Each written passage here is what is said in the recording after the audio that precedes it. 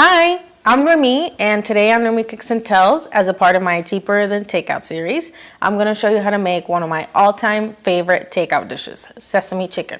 So, before you finish this video, I'd like to know, leave me a comment below, what's one of your favorite restaurant or takeout dishes? And hey, if it's sesame chicken, then go ahead and give this video a thumbs up. And without further ado, let's get to cooking. Starting off with trimming up our chicken thighs. So I always thought for the longest time that sesame chicken was with chicken breast, and I feel like that's a very common misconception. It is actually chicken thigh. The dark meat really gets it. It's just much juicier, and it tastes so much better. So go ahead and get yourself a nice pack of chicken thighs. So the recipe calls for a pound of chicken thighs. So if you get one, maybe 2.5 pounds, and hey, you got a little bit extra, and that's nothing wrong. So once you get your chicken thighs all trimmed up, put them in a bowl so that way we can marinate them. Alrighty, so after you got your chicken trimmed up, so go ahead and let's make the marinade. And of course, start off with your soy sauce. So we'll put this in a bowl to mix everything up, and then we're gonna do the rice vinegar. And then we'll put in some salt and white pepper to taste. You don't need too much, so just sprinkle some in. And then we're going to put in the 1 egg white. So crack it up and separate it. I've also seen that a good trick to separate the egg white is using a water bottle. And I tested it out. It does work. And go ahead and put in some cornstarch. And we're going to mix that up real good. So you might have to put a little elbow grease into it. And then once you get that all mixed up, then we're going to throw it into the bowl with the chicken. And when you have the marinade in with the chicken, go ahead and give it a good mix. And cover it with some saran wrap. So in another separate bowl, you're going to do the dry ingredients for you to coat the chicken. So we'll do some cornstarch and some flour. And then we'll season it with some salt and white pepper, and this also is to taste.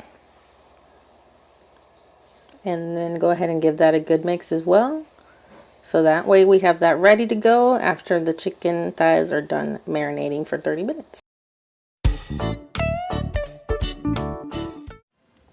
Alright, so here's the part where we're going to go coat the chicken. So put them in the dry mixture and make sure you flip them around. Get them coated evenly and very well. So just think you can't coat them enough. So make sure you tap them in there and you got every little wet spot covered. And put them in a plate off to the side and preheat your fryer to 350. Or if you don't have a fryer, just, some vegetable oil in a pan. So once you got your fryer or your hot oil ready, drop in the chicken thighs, and you're going to want to do this in batches. So this we did, I think, about 2.5 pounds of chicken thighs, or 2 pounds, and we did it in 4 batches. So you just want to kind of split it up, and you're going to fry them up for about 2 to 4 minutes, not much longer than that, and then put them off to the side, and then at the end we're going to fry them all together. So after a few minutes, you'll see this is how the chicken will look, and then we're going to continue doing these throughout the batches.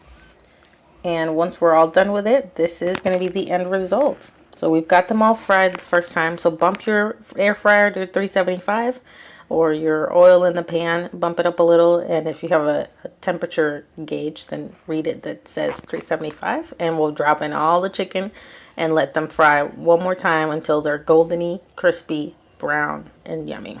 And here they are. So we're off to making the sauce, and we are almost done here. Alright, so we're on to making the sauce. So in the same pot that I'm gonna mix everything in, I just went ahead and threw it all in there just to make it easier and save on dishes. So we're gonna go ahead and put the ketchup in, and then we'll put in the honey. If you don't like your sesame chicken too sweet, well, not that this recipe is too sweet, I think in my opinion it's perfect, hence why I'm sharing it. But if you like it a little less sweeter, then feel free to do maybe a half tablespoon less of honey and or brown sugar. So add in the brown sugar as well. And now we'll do the soy sauce and the rice vinegar along with the sesame seed oil.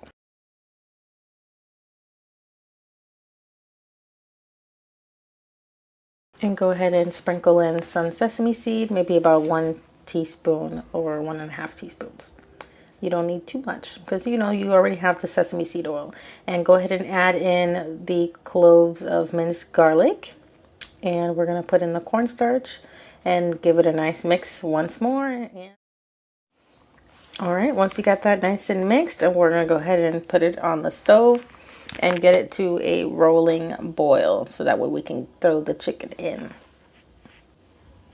So the key to making sure that your sauce is nice and ready right before you throw in the chicken is you have to have it boiling. I would say maybe 5 to 7 minutes until you see it come to a nice thick consistency. And then you're going to throw in the chicken and we're going to bring it down to a simmer. You want to make sure that when you stir it frequently so that way it doesn't get stuck to the bottom and you know, maybe burn. So once you think it's nice and to the consistency or the thickness that you'd like it to be, then go ahead and throw the chicken in. Oh my goodness, this is looking so yummy and it's so good. It's almost ready. So like I say, Chinese food always pairs well with sticky white rice. Or, you know, pork fried rice if you like. And this dish particularly, I love it with some nice freshly steamed broccoli. So here is the absolutely delicious end result of sesame seed chicken. Yummy! All right, so you definitely have to try this at home. I know it's a few steps, but trust me, once you taste how much you love it, then you're going to want to do it a lot more often.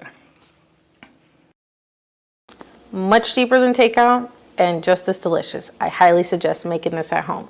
So if you liked how yummy that sesame chicken turned out, be sure to hit that like button and check out some of my other videos and stay tuned for my next one where I'm going to be showing you how to satisfy that sweet tooth with some chocolate dipped coconut macaroons. So be sure to subscribe, hit that notification bell so you get notified when I post every week, and until next time, bye.